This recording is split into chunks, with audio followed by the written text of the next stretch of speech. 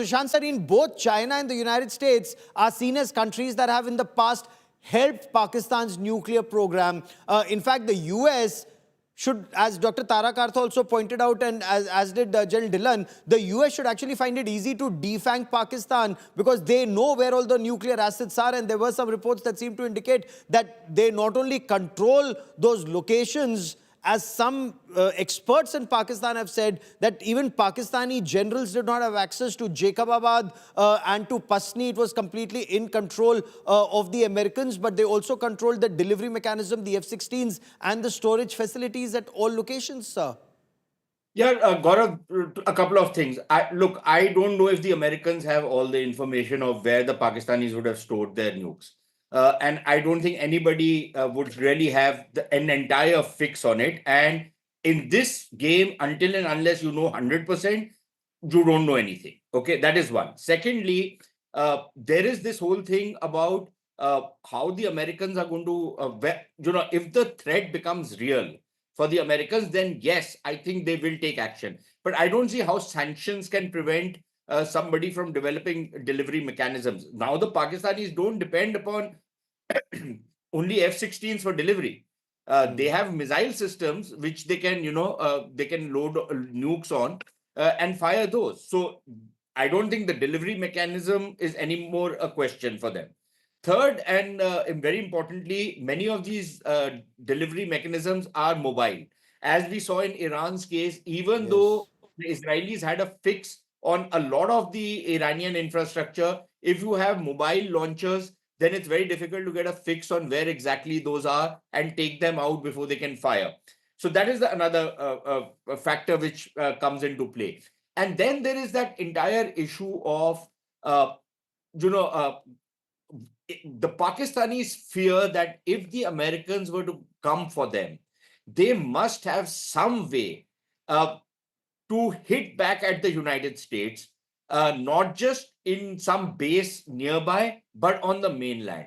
Because if they have a reach up to the mainland, for example, like North Korea now has, or if Iran had that reach, would the Americans come for the Pakistani nukes or the Iranian nukes, right? So I think there is that factor. It's not just about vanity, it's also about trying to get a kind of power whereby you can hit back at the other side if they were to come for you. I would imagine that is what is driving the Pakistani nuclear program. And don't be surprised if the Chinese were also doing some nudge, nudge, wink, wink to let them get that kind of a capability. The Americans turned a blind eye to the Pakistani nuclear program. They did not aid it actively, right? And the reason why they did that was they needed Pakistan because they were fighting this war against communism in Afghanistan. And Pakistan was the frontline state at that point of time. They had to turn a blind eye. The Pakistanis used that opportunity to develop their nukes. The Chinese can help the Pakistanis to develop that capability and have a kind of another dog snapping at America's heel. Pakistan is a dog which keeps snapping at India's heel and keeps the Chinese, the Chinese keep us occupied on the Western front. The same thing can happen between Pakistan and the United States, and the Chinese will laugh their way to the bank. So, and you sanctions will never be able to achieve this, and I'm not sure if military force will be able to do it. So, I think it's anybody's guess how if you want to defang Pakistan, how you are going to go about it. Okay, Dr. Tara Kartha, your appreciation, how can one defang Pakistani nukes should push come to shove because of that nudge, nudge, wink, wink, letting the Pakistanis get the nuke?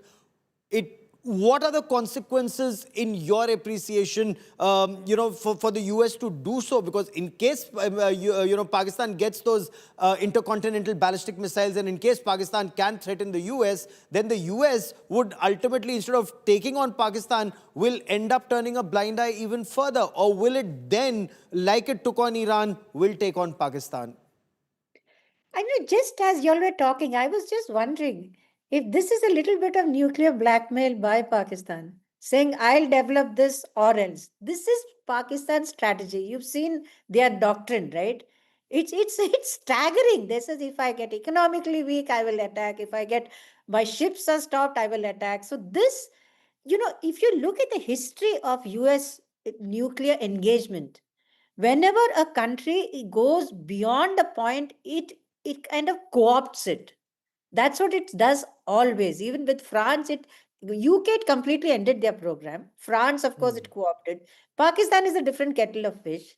So this could be an attempt at getting, again, they are desperate for US attention and Hmm. money. So I'm just wondering if this is the way it is going, because Okay. defanging them is, well, like Sushant said, it's not the easiest thing.